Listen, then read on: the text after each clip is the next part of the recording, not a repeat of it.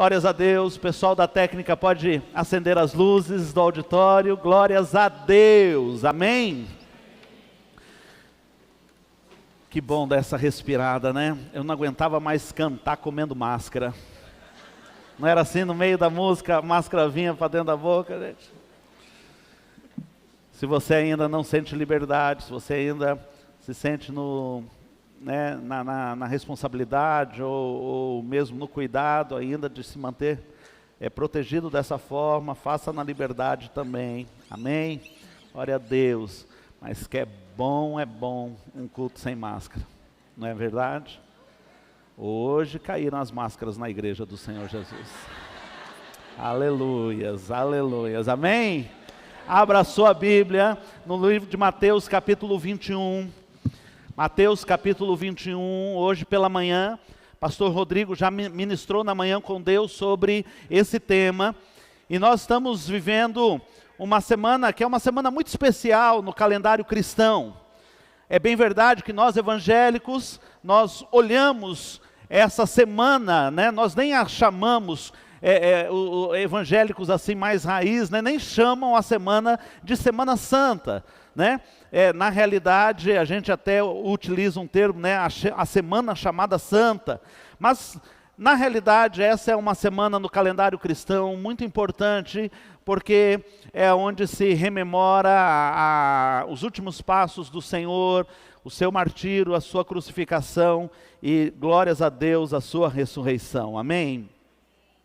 E nós temos como proposta, já fizemos de uma certa forma no ano passado, e nesse ano repetindo, de dedicarmos, aproveitarmos essa data tão importante, né, onde a Páscoa judaica é comemorada, para que também a gente esteja revivendo esse tempo tão precioso e que transformou a história da humanidade. Por quê? Então sempre na época da Páscoa, porque foi durante a Páscoa judaica que aconteceu aquilo que nós chamamos de paixão de Cristo, sua morte e sua ressurreição. Mateus capítulo 21, versos 1 ao verso 11, eu estarei lendo na versão da Nova Almeida Atualizada. Este mesmo texto está nos sinóticos evangélicos, em Marcos 11, versículo 1 a 11, e Lucas 19, 28 a 44. E também no Evangelho de João, que traz uma outra perspectiva do mesmo fato, João 12, capítulo 12, versos 12 ao 19. Diz o texto em Mateus: quando se aproximaram de Jerusalém e chegaram a Betfagé, ao Monte das Oliveiras, Jesus enviou 2 discípulos, dizendo-lhes: vão até a aldeia que está diante de vocês, e logo encontrarão presa uma jumenta, e com ela um jumentinho. Desprendam e tragam para mim. E se alguém disser alguma coisa, respondam: o Senhor precisa deles, e logo ele deixará que vocês tragam os animais. Ora, isto aconteceu para se cumprir o que foi dito por meio do profeta: digam à filha de Sião, eis que o seu rei vem até você humilde, montado em uma jumenta e num jumentinho, cria de animal de carga. Indo os discípulos e tendo feito como Jesus lhes havia ordenado, trouxeram a jumenta e o jumentinho, então puseram em cima deles as suas capas, e sobre elas Jesus montou. E a maior parte da multidão estendeu as suas capas no caminho, e outros cortavam ramos de árvores, espalhando-os pelo caminho. E as multidões, tanto as que iam adiante dele, como as que o seguiam, clamavam: Hosana ao filho de Davi. Bendito o que vem em nome do Senhor, hosana nas maiores alturas. E quando Jesus entrou em Jerusalém, toda a cidade se alvoroçou, e perguntavam: quem é este? E as multidões respondiam: este é o profeta Jesus de Nazaré da Galileia. Você pode fechar os seus olhos neste momento? Vamos orar ao Senhor. Eu gostaria que um irmão ou uma irmã no meio da congregação pudesse se colocar em pé e orar em voz alta para que a gente pudesse estar acompanhando a oração.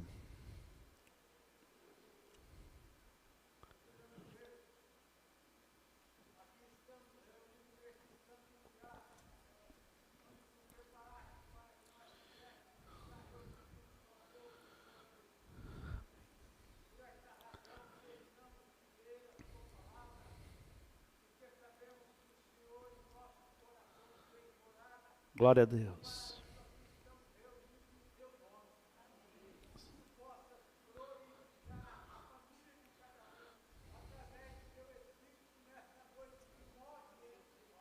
Amém, Jesus.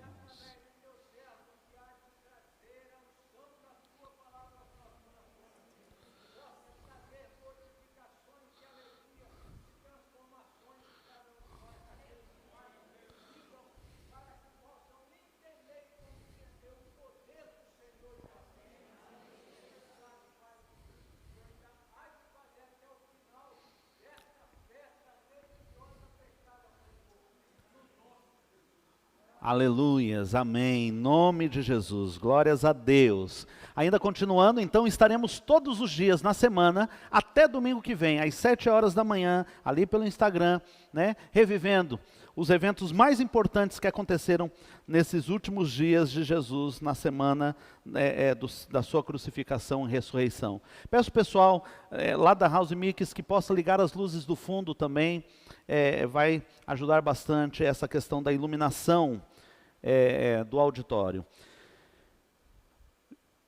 O dia de hoje, então, é marcado por um momento em que Jesus vai entrar de maneira triunfal, assim, introduzido o texto bíblico, né? A entrada triunfal de Jesus em Jerusalém. Ele vai entrar de uma maneira muito simbólica e que vai nos ensinar algumas coisas tão importantes desse momento na vida de Jesus, do cumprimento das profecias e por que era necessário. Mas antes de entrar no fato propriamente dito, da entrada triunfal de Cristo, eu gostaria de situá-lo um pouquinho na história. Jesus está hospedado ali próximo, numa cidade chamada Betânia. Jesus está em casa de Lázaro, aquele a quem ele havia ressuscitado. Já há, e por isso eu citei os outros evangelhos, para que você em casa possa se interessar e ler todos os textos ali correlatos a este evento. Já há um plano entre os líderes dos judeus, até mesmo para matar Lázaro, porque Lázaro é prova viva do poder de Deus, porque ele estava morto, e pela palavra de Jesus, pela ordem de Jesus, ele havia ressurreto. Eu não vou pregar sobre Lázaro, mas eu tenho naquela figura, naquele texto, naquela cena, algo muito claro no meu coração. Quando Jesus manda aquelas pessoas dizendo, olha, tiram a pedra, removam a pedra, e logo depois disso ele diz, Lázaro, sai para fora. E Lázaro vem então, todo ali, né, com dificuldades por causa das ataduras, de todo o preparo para o seu enterro. E eu gosto sempre de ressaltar que Jesus diz assim, Lázaro, sai para fora, porque se ele não tivesse nominado morto, todos os mortos sairiam das suas covas, em nome de Jesus. Ele diz, dessa vez é só Lázaro que vem para fora. E eles então está em casa de Lázaro, e ali é uma casa de amigos, ali é um ambiente onde Jesus, de uma certa maneira, também se sente confortável, mas que gera perigo para aquela própria família. Quando sai, e ele chega a este lugar ali chamado Betfagé, que é muito próximo a Betsaida, a Betânia, ele então olha de um monte para Jerusalém, e o texto diz que o coração de Jesus fica entristecido. Novamente usa uma expressão que só aparece em 2 vezes em Cristo, tanto na morte de Lázaro e agora um choro de Cristo Jesus. E ele olha para Jerusalém e diz, ai Jerusalém, ai de ti que mata os profetas. Ai de ti que maltrata e mata os profetas. Eu quis te acolher, como uma galinha faz com os pintinhos, mas você não quis. Jesus sabia do que lhe estava aguardando ao chegar lá no vale, na cidade. Logo em seguida ele dá a instrução dizendo: olha, eu preciso que vocês vão a um certo lugar, e ali haverá uma jumenta e um jumentinho. E é só Mateus que traz esse relato, porque o entendimento praticamente é de que um animalzinho só que foi envolvido, né, nessa caminhada de Jesus, mas foi a mãe e o filhote. Isso está cumprido. O pastor Rodrigo já leu no começo do culto Zacarias 9:9, regozija-te muito, filha de Sião, exulta, filha de Jerusalém, eis que vem a ti o teu rei, ele é justo e traz a salvação, ele é pobre, vem montado sobre um jumento, sobre um potrinho, o filho de uma jumenta. E aqui é interessante, porque Jesus poderia ter vindo montado num cavalo, mas os teólogos têm um entendimento muito claro de que o animal simbólico, o jumento, mostra o propósito de Cristo em relação àquela entrada. O cavalo é um animal de guerra. O jumento mostraria o espírito de pacificação a qual o Senhor tinha como propósito naquele tempo. Ele, se estivesse montado num cavalo, como os grandes generais chegavam das guerras com seus despojos, com seus desfiles, a gente lê muito sobre isso no livro de Romanos. Se Jesus chegasse pomposo naquele cavalo, ele estaria anunciando um clima de guerra, mas Jesus traz o clima da pacificação. Mesmo que para ele não fosse uma semana de paz, mas para que se cumprisse a profecia de Isaías que dizia: o castigo que nos traz a paz estava sobre ele, e sobre as suas pisaduras nós fomos sarados. Esse é o dia de hoje, na tradição católica, conhecida como Domingo de Ramos. Já disse isso no começo, nós não temos no costume evangélico comemorar o Domingo de Ramos, mas é muito importante nós entendermos esse sentido. Quando Jesus entra, aclamado pela multidão, as pessoas vão jogando as suas capas, vão cortando os ramos, vão colocando sobre o chão, para lhe dar a honra que poderiam dar aquelas pessoas simples dos arredores de Jerusalém. Por que esse ato é importante? Porque este ato abre uma semana verdadeiramente profética no calendário da humanidade. Essa entrada triunfal, esse domingo, quando Cristo se apresenta em Jerusalém, já não há mais como recuar. Na agenda de Deus, no calendário do Senhor, está se iniciando aquela semana que haveria de transformar a história da humanidade. Se não houvesse, se aqueles dias não houvessem acontecido nada, não estaríamos reunidos aqui. Talvez estaríamos nessa noite falando sobre um tema aleatório, sobre algo a respeito de ciência, sobre algo a respeito de especulações, mas não teríamos o que contar. Essa semana é a semana decisiva na vida da humanidade. Por isso, este ato de Cristo, cumprindo profecias, entrando à cidade, é tão significativo. E para que a gente entenda esse ato, primeiro a gente tem que entender o quanto já se falava de Jesus no Velho Testamento, é claro, sem citar o seu nome. Há várias maneiras como o Antigo Testamento traz a figura de Jesus.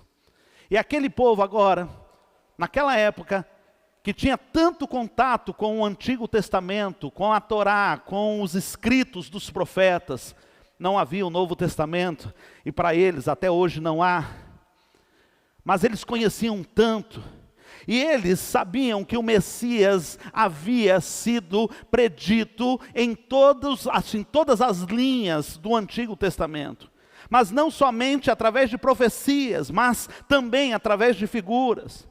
A primeira figura no Velho Testamento que aparece e aponta para Cristo Jesus é quando Adão e Eva são achados em pecado no jardim do Éden, e eles tentam cobrir-se, envergonhados que estão do seu corpo nu, eles começam a ter uma malícia que até então não tinham, e eles cosem para si folhas de figueiras para fazer roupas para si. E então diz o texto bíblico em Gênesis capítulo 3, que Deus fez para eles roupas de peles de animal. Como que o Senhor fez isso? Sacrificando. Apontando pela primeira vez na história que o sangue inocente seria derramado para cobrir o pecado do homem. Não é um capricho estético de Deus. Não é porque Deus não gostou da modinha de Adão e Eva, de fazer folhas, roupas de folhas de figueira. É porque Deus já estava apontando para o Calvário, para a cruz, para esses dias tão decisivos. Um dia, o sangue inocente seria derramado para que o meu e o seu pecado fossem cobertos.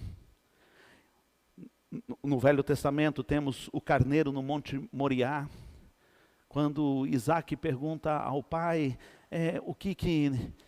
onde está? Aqui tem a lenha, aqui tem o altar preparado, mas não tem o sacrifício. Ele mesmo não sabe que ele é o sacrifício. E Deus diz assim, o pai responde ao filho, Deus proverá. E Deus vai prover através de um carneiro que está ali embaraçado no meio de um arbusto, para morrer no lugar do menino. Nós temos a arca de Noé, representando a arca de salvação que Cristo Jesus representa. E ao entrar nele, você estará salvo da destruição do mundo. Ele é tipificado na pessoa de José, que foi traído, vendido pelos seus próprios irmãos, como foi Jesus pelo próprio Judas, preso injustamente, julgado inadequadamente, esquecido, mas depois também elevado ao mais alto posto. Ele é representado no Velho Testamento pelo Cordeiro Pascal, na ceia, que representava a saída da escravidão no Egito para a terra prometida. Ele estava representado no sangue na porta, que foi aspergido sobre cada casa de cada hebreu, para que o anjo da morte não visitasse ali os primogênitos. Ele é a rocha que manava água, da qual Moisés tocou a primeira vez, e quando tocou a segunda vez saiu água, mas Moisés foi privado de entrar na terra prometida, porque conforme 1 Coríntios capítulo 10, versículo 4, Moisés desprezou de que aquela rocha era o próprio Jesus que o seguia durante o deserto. Ele está representado no lenço de escarlate, na janela de Raabe, como forma de livramento, apontando para o sangue que nos haveria de nos preservar no meio da destruição de uma geração ímpia. Ele é representado no Velho Testamento através dos 3 ministérios que ele acumula: sacerdote, profeta e rei. Essas 3 figuras tão importantes, que aparecem tantas vezes, com tantas figuras no Velho Testamento, apontam para aquilo que Jesus cumpriria no seu ministério. O sacerdote, aquele que apresenta o povo diante do Senhor. O profeta, aquele que fala da parte de Deus para o povo. O rei, aquele que governa com cetro de justiça e equidade. Todas essas figuras apresentam Cristo Jesus no Velho Testamento e tantas outras mais, que eu poderia relacionar aqui. Mas não somente isso, ao olhar para cada livro da palavra do Senhor, para cada livro do Velho Testamento, nós encontramos a revelação de Cristo Jesus, que naquele dia, em Jerusalém, entrando, estava assumindo para si: eu sou o Filho de Deus, eu sou o Messias, aquele que veio para mudar totalmente a sua história. Em Gênesis, ele é a palavra da criação. Já diz o livro de João, capítulo 1, versículo 1, no princípio era o verbo, e o verbo estava com Deus, e o verbo era Deus, e tudo que foi feito através dele, diz o texto em João. E como é que Deus cria todas as coisas, exceto o homem? Através do verbo, da palavra, haja.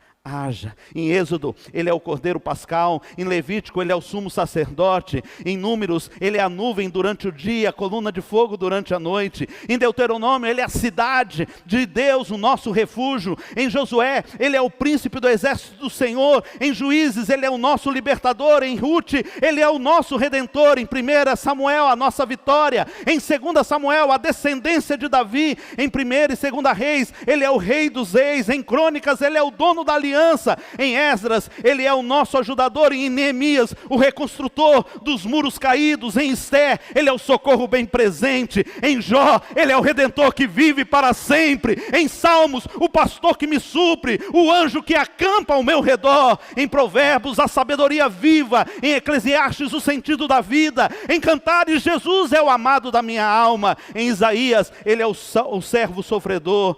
Em Jeremias, ele é Deus, a minha justiça. Em Lamentações, ele é o varão de Deus, que a todos julga. Em Ezequiel, é o maravilhoso homem com 4 faces. Em Daniel, ele é o 4º homem na fornalha. Em Oséias, um amor sempre fiel. Em Joel, aquele que batiza com o Espírito Santo e com fogo. Em Amós, ele leva os nossos fardos. Em Obadias, ele é o Senhor, né, no domínio do seu reino. Em Jonas, ele é o profeta ressuscitado após 3 dias. Em Miqueias, o mensageiro dos pés formosos. Em Naum, o mensageiro de boas novas. Em Abacuque, ele é a minha força, o Deus da minha salvação. Em Sofonias, aquele que é poderoso para salvar. Em Ageu, o desejado de todas as nações. Em Zacarias, a fonte inesgotável. Em Malaquias, o sol da justiça que traz cura em suas águas. Todo o Velho Testamento é uma carta apontando para aquele que um dia entraria pelas portas da cidade. Esse é Jesus. Não consigo lembrar, falar, citar seu nome, sem emocionar, é impossível. Todas as figuras, todos os apontamentos, fazem da Bíblia não um livro de regras, não simplesmente um manual. Ela pode ser vista assim, como um manual, claro, mas é antes de tudo, uma carta de amor do Pai, apresentando o seu Filho, que um dia morreria pelos nossos pecados. É por isso que essa semana vai ser uma semana profética, de cumprimento profético, desde o primeiro passo.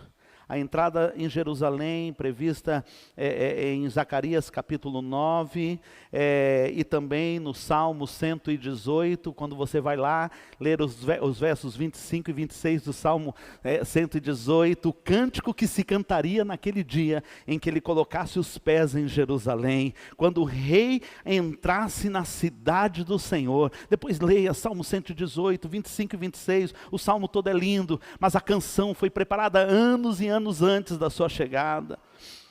Em Zacarias capítulo 11, eu não tenho tempo de ler os textos, se você tem aí agilidade, anota. Zacarias capítulo 11, versículo 12 e 13, fala que ele seria traído por 30 moedas. Em Isaías 53, 7, fala que ele estaria calado diante dos seus acusadores. Em Isaías 53, 12, são os textos proféticos que foram cumpridos em Cristo Jesus. 53, 12, crucificado entre transgressores. No Salmo 22, 17 e 18, diz que as suas vestes seriam sorteadas.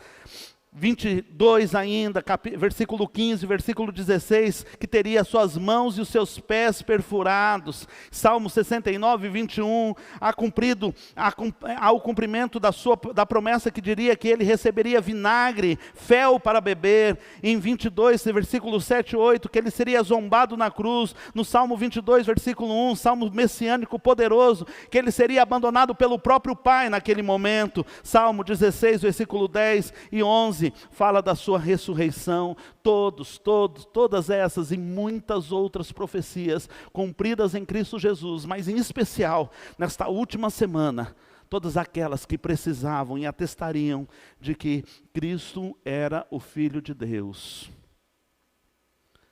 seriam cumpridas na vida dele.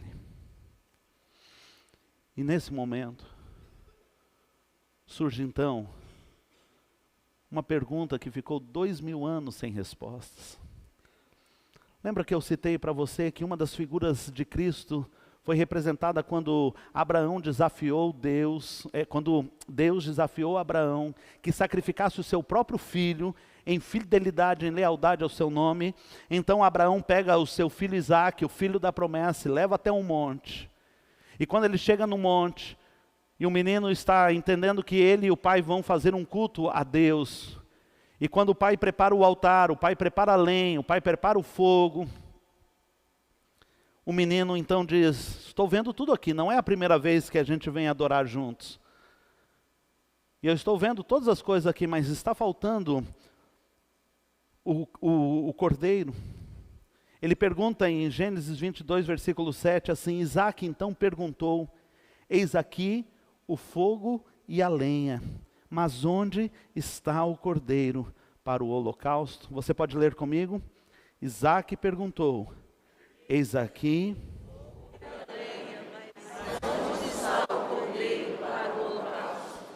Essa pergunta ficou 2000 anos no ar, de maneira simbólica, profética, apontando para Cristo Jesus. Deus providencia um cordeiro ali, em meio aos arbustos, está preso, e ele então serve de oferta para aquele dia. Mas não era essa a resposta que o menino estava buscando. A resposta só veio 2000 anos depois, através da boca de um homem esquisito, vestido de peles de animais, que comia gafanhotos e mel silvestre, que falava de uma maneira áspera e dura, mas que quando vê Jesus, pode passar o próximo slide, ele diz: eis aí o Cordeiro que tira o pecado do mundo. 2000 anos para que aquela pergunta fosse respondida. Você pode ler comigo? Eis o Cordeiro de Deus que tira o pecado do mundo. As portas da cidade em Jerusalém estavam se abrindo naqueles dias para a semana mais decisiva na história da humanidade. Às vezes nós ficamos com as notícias do dia a dia e pensando: oh, mas isso vai mudar o cenário. Como que está a guerra? Né? Nós somos a geração que assiste guerra pela TV. Você já parou para pensar nisso? E que na primeira semana, na segunda semana nós estamos bem interessados, mas na terceira semana, talvez se a gente perguntar para a maioria: como que está a guerra lá? Não sei bem, parei de acompanhar. E às vezes a gente pensa: não, essa semana pode acontecer uma coisa muito importante que mude algumas coisas no mundo. Nós estamos em épocas, né, de filiações de políticos aos partidos políticos, das alianças políticas, e a gente pode dizer: não, essa semana aconteceu algo tão importante, isso pode mudar aquilo, pode acontecer de tal maneira, e nós ficamos pensando em eventos e semanas que podem ser importantes, mas eu quero te dizer com toda certeza, essa é a semana mais importante da história da humanidade. E ela começou num domingo como hoje, quando as portas da cidade se abriram para receber o Rei dos Reis, o Senhor dos Senhores, para receber o Cordeiro de Deus que tira o pecado do mundo. Eu queria lhe fazer essa pergunta nessa semana, nessa noite. As portas do seu coração estão abertas para que entre o Rei? Ele pode entrar e ser aclamado? De verdade? Porque esse mesmo povo que diz, nesse domingo: ei, bendito aquele que vem em nome do Senhor, hosana nas alturas, é o mesmo que na sexta-feira vai estar dizendo: crucifica-o. Seu coração está preparado para verdadeiramente se abrir e receber Jesus de uma maneira definitiva e transformadora? Lucas capítulo 3, versículo 9, o evangelista escreve: o machado já está pronto para cortar as árvores pela raiz, e toda árvore que não dá fruto, bons frutos, será cortada e jogada no fogo. Essa é uma palavra de muita esperança nessa noite, mas é uma palavra também de decisão. Porque ela cobra de mim qual é a minha decisão em relação ao Cristo do meu Deus. esse que foi profetizado, esse que foi ilustrado, este que foi desenhado no Velho Testamento, este do qual se falou tanto, e nele se cumpriram todas as profecias. Eu li aqui uma série de 10 profecias que aconteceram na última semana, mas na vida de Cristo Jesus, mais de 300 profecias do Velho Testamento se cumpriram nas suas pisaduras. Este, da quais as profecias falavam e foram cumpridas nele. Esse que entrou para levar paz, mas que faria isso ao preço do seu próprio castigo e da sua própria vida. Esse que entrou num jumentinho, dizendo: eu vim trazer paz. Eu vim trazer paz sobre a tua vida. Mesmo que isto custe caro a mim, mesmo que isto custe a minha própria vida. Este é o mesmo do qual lá em Apocalipse se lê no capítulo 19, versículo 11 a 16, quando o texto diz, você pode ler comigo?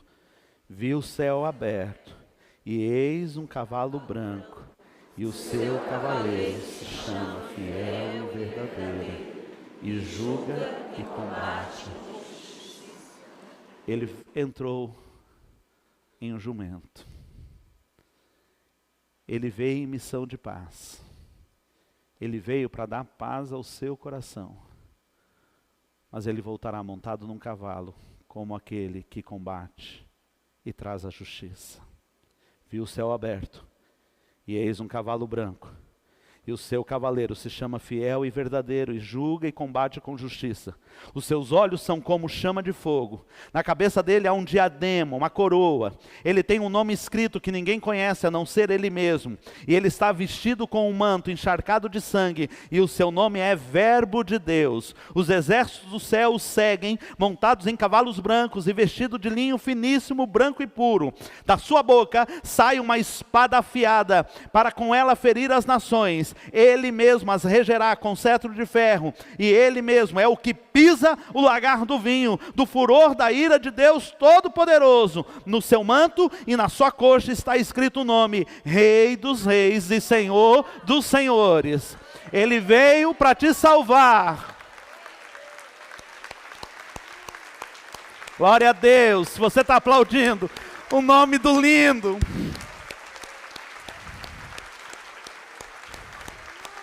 se você está aplaudindo o nome do maravilhoso, faça com o seu melhor. Ele veio em missão de paz para te salvar. Ele está aqui em missão de paz, mas não se engane, ele volta montado num cavalo para julgar. Ele volta para separar o joio do trigo. Se você está brincando de engano aqui nesse lugar, um dia ele vai separar. Um dia ele vai pisar a uva, ele vai pisar o lagar, ele vai cumprir a ira de Deus contra todas as afrontas que a humanidade tem feito contra o nome do Senhor. Nesse dia, ele não volta como Salvador, ele volta como justo juiz. Essa é a noite em que o príncipe da paz está nesse lugar, passando com o seu jumento, dizendo: eu vim para te salvar. Eu vim para te dar paz, nem que o preço seja o meu próprio sangue. Eu vim para transformar a sua vida, nem que isso custe a minha vida. Mas eu voltarei. E naquele dia, os olhos com chama de fogo, uma espada afiada saindo da sua boca, Todo-Poderoso, ele virá para julgar. Feche seus olhos.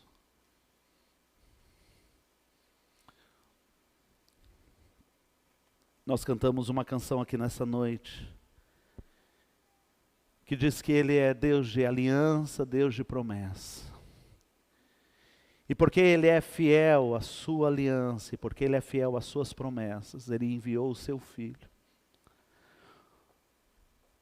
Eu não sei se você conhece, provavelmente a maioria conhece,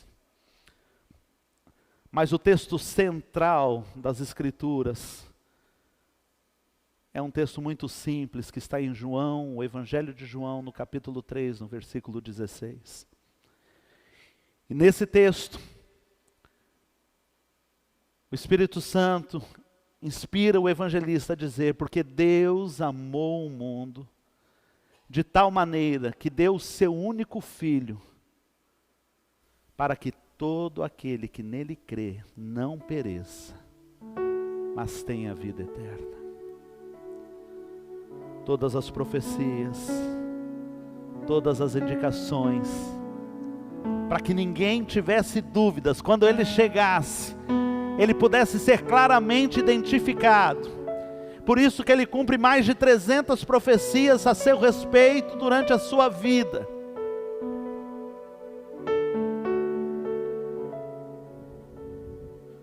Porque o Pai te ama, e por te amar demais, por te querer de volta para a sua casa,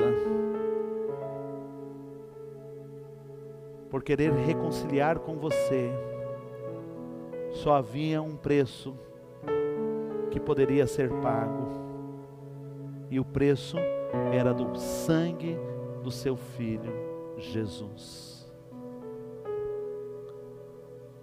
Este Jesus, profetizado nas páginas do Antigo Testamento, descrito na sua história e na sua doutrina nas páginas do Novo Testamento, é o Cristo, que vem nessa noite para te dizer: eu vim te dar a paz que o mundo não pode dar, eu posso te dar. Ele está te dizendo nessa noite: eu morri por você, para te trazer paz que você não conseguiria com nada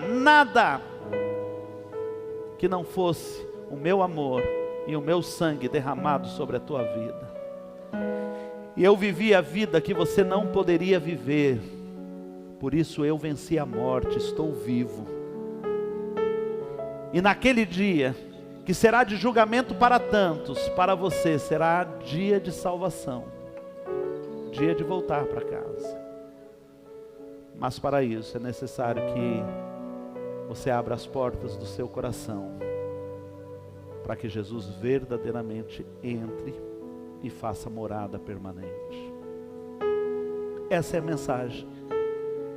Essa é a mensagem da Páscoa, essa é a mensagem da semana chamada Santa, essa é a mensagem que Deus vem comunicando desde o momento em que o homem pecou contra o Senhor no Jardim do Éden. Eu te quero de volta, e eu vou pagar o preço que você não pode pagar, o sangue do meu próprio Filho. Essa é a mensagem. Mas só você que está aqui nessa noite é que pode dar uma resposta satisfatória ao apelo do amor de Deus sobre a sua vida. É só você que pode dizer: sim, eu abro o meu coração para que Jesus entre e faça morada. Por isso, se você deseja fazer isso nessa noite tão especial, nessa semana tão incrível, tão especial que nós estamos entrando, e você já começar a sua semana recebendo o Rei dos Reis na sua vida, se você deseja nessa noite confessar Jesus Cristo como Salvador e Senhor na sua vida, na sua história, eu quero convidá-lo a fazer uma oração comigo neste momento. Se você nunca fez esta oração e deseja fazer, põe assim, simbolicamente, a tua mão no seu coração. Põe a mão no seu coração e repita a oração que eu vou estar fazendo nesse momento. Essa oração ela é composta com 4 verdades. A primeira verdade é que todos nós pecamos, eu, você, todos os que estamos aqui, que já passamos pela terra e aqueles que ainda vão passar, nós somos pecadores, nós estamos distantes de Deus. E a segunda verdade que eu vou dizer nessa oração é de que o meu pecado me afasta de Deus. Deus é um Deus santo e não convive com o meu pecado. A terceira verdade que eu vou dizer é de que eu não posso fazer isso, nada para resolver esse problema. Nada, não adianta eu ser um evangélico, não adianta eu ter uma religião, não adianta eu fazer boas obras, não adianta eu pagar as contas em dia. Tudo isso é muito bom, mas não resolve essa situação. Só há um jeito, e não é religião que faz isso, é Cristo Jesus. É por isso que Ele veio ao mundo, viveu a vida que eu não podia viver, morreu pelos meus pecados e venceu a morte. E a quarta verdade é que eu aceito o sacrifício de Jesus. Pela fé eu aceito esse sacrifício pela minha vida e recebo Jesus Cristo no meu coração. Se você quer fazer essa oração comigo, Pai bendito, nós estamos na Tua presença. E eu confesso que eu sou pecador. Eu confesso que eu erro e errei contra o Senhor. E eu sei que isto me afasta dos Teus planos e da Tua presença. E Senhor, o meu pecado não tem remédio nessa terra. E eu reconheço nessa noite que o Senhor enviou o próprio remédio do céu, que foi o Seu Filho Jesus, para morrer pelo meu pecado. E Ele veio e viveu uma vida santa, sem erro, sem falha alguma. Foi julgado pelo meu pecado e foi colocado numa cruz pelo meu pecado. Era para eu estar lá, mas Ele tomou o meu lugar, derramou o Seu sangue. E nessa noite, Senhor, eu quero abrir o meu coração para receber o Senhor Jesus e o sacrifício que Ele fez pela minha vida e aceitá-lo como o meu único e suficiente Salvador e Senhor da minha vida. Eu oro crendo no Teu amor e nas Tuas promessas, em nome de Jesus. Amém.